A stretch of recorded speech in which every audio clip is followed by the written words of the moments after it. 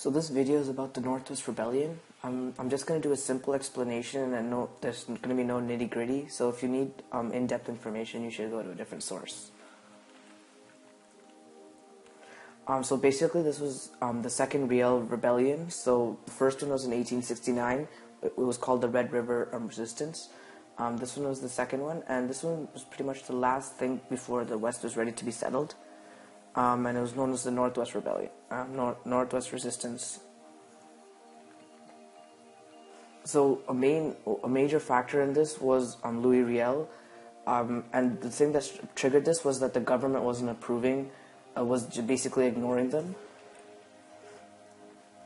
So Louie Riel sent a petition in July of 1884, but in December the government acknowledged it but didn't do anything at all.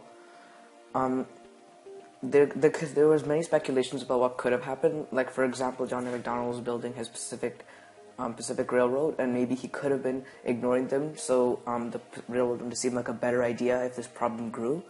But they were at a major disadvantage in comparison to 1869. If they do start another rebellion, Louie Riel's mental state has become worse. So basically, he wasn't as good of a leader, or he couldn't make good decisions. The Northwest Mounted Police have become more established in the West. There was a problem because they were the main police force, and therefore they were the ones who was going to be dealing with the Métis and the natives. And the Canadian Pacific Railway was almost finished, and it could easily send military supplies and fresh personnel and etc. So now, since the government was ignoring them, Louie Riel wasn't originally planning this, but they had no choice but to start a rebellion. These were all the battles. So, battle at Duck Lake in March of 1885, they won. The massacre. Oh yeah, so you can just pause the video and read these. But basically, what happened is the rebellion didn't even last 3 months. It ended.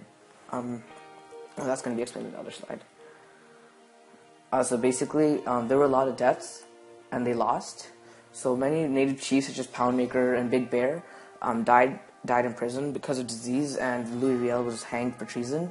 And also, so this happened in July of 1885. The main problem was that even though the natives, it was kind of their problem too, because the government wasn't fairly giving them enough resources, because they were starving basically, because the buffalo were being driven away. They were kind of their problem too, but not really. But they only fought alongside the Métis, so they suffered a lot, even though it wasn't primarily their problem.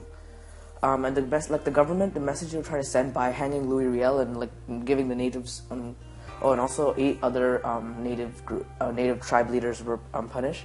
So the message the government was trying to send was that they weren't going to take any unlawfulness or resistance. John A. Macdonald possibly let them for a little while. Because of the railroad itself, but they wouldn't take it for too long. So in the end, the Métis did not benefit at all. Nothing was really changed, and they were still being treated unfairly. It could have been changed if John A. Macdonald took more attention to the natives and the Métis in general, because he was known to ignore them.